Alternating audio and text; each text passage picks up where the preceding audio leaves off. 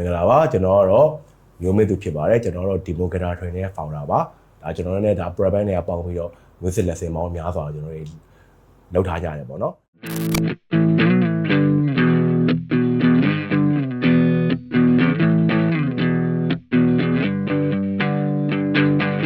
ဒီကောင်ကကြတော့ကျွန်တော်တို့ကနောက်ထပ် level တစ်ခုဖြစ်တဲ့ advanced guitar ဖြစ်ပါတယ်။ဒီကောင်လေးတွေကိုကြတော့ကျွန်တော်တို့ကဘယ်လိုလူမျိုးတွေရှိရလဲဆိုတော့ basic နဲ့ lead guitar basic ပြည့်လူတွေအတွက်ကိုပဲရည်ရွယ်ပါတယ်။အခုမှစတင်မဲ့ beginner တွေအတွက်မရည်ရွယ်ပါဘူး။ဒီ advanced guitar ကိုကြည့်မယ်ဆိုရင်ကျွန်တော်တို့ကအရင်ဆုံးကျွန်တော်ကိုယ်တိုင်သင်ပေးထားဖြစ်တဲ့အချိန်မှာ basic guitar ကိုပြန်ကြည့်ဖို့လိုရပါတယ်။ပြီးတော့ lead guitar basic တွေလိုပါတယ်။အဲ့ course နှစ်ခုကိုကျွမ်းကျွမ်းကျင်ကျင်သိနိုင်မှအခု advanced guitar ကို join အောင်မှာဖြစ်ပါတယ်။ဒါတို့ဒီ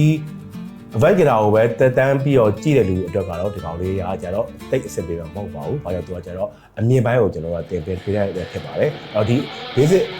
guitar ဒီ basic ပြီးမှဒီ advanced ကို join တင်ပါတယ်။ဒီ advanced ကခါလေးတွားပြီးတော့တန်း join တင်လို့မရပါဘူး။ပြီးတော့ဒီ advanced မှာကျွန်တော်ကဘာတွေပါမလဲဆိုရင်အရင်ဆုံး lead မှာဆိုရင်ကျွန်တော်တွေက hammer ကို pull off တွေပါလာမယ်။အဲ့မှာ hammer ကိုဆိုလှမ်းပြီးပေါက်ရတာ။လှမ်းပေါက်မှဆိုရင်ဒီလက်ညိုးလေးက fight ကမကြွအောင်ဒီလိုတီးပြီးတော့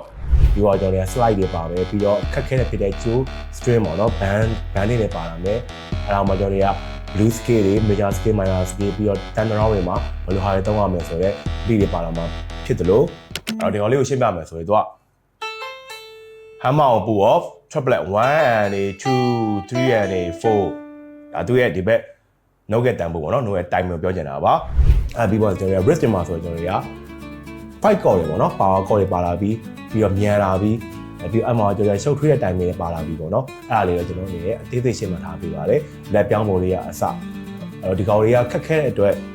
တော်တော်လေးလည်းကျွန်တော်တွေကချိန်ယူပြီးတော့အသေးသေးလေးကြည့်ဖို့လိုအပ်ပါတယ်ဒီကဒီမှာကြတော့ advanced မှာကြတော့ lead guitar မှာပတ်သက်တဲ့ needs နဲ့ body ဆိုင်ရာတွေတော်တော်များပါတယ်ပြီးသွားရင်ကျွန်တော်တို့ကနောက်ထပ်ပြီးတော့ riff တွေဖန်တီးတဲ့နေရာမှာ raw တွေ metal တွေအတွက်လည်းထူးထူးထားတဲ့တီးရုံးတွေပါပါတယ်ပြီးတော့ speed by ကိုလည်းအနည်းငယ်လေးဥစားထားပေးထားပါတယ်အရင်မြိုင်မောင်းနေတော့မှထိုက်တဲ့တော့ကျွန်တော်တွေကအမြန်ဆုံးတဥစားပေးထားပါတယ်။ပြီးတော့နောက်ထပ် advanced guitar 2ဆိုရထပ်ပြီးတော့ရှိလာပါအောင်လေ။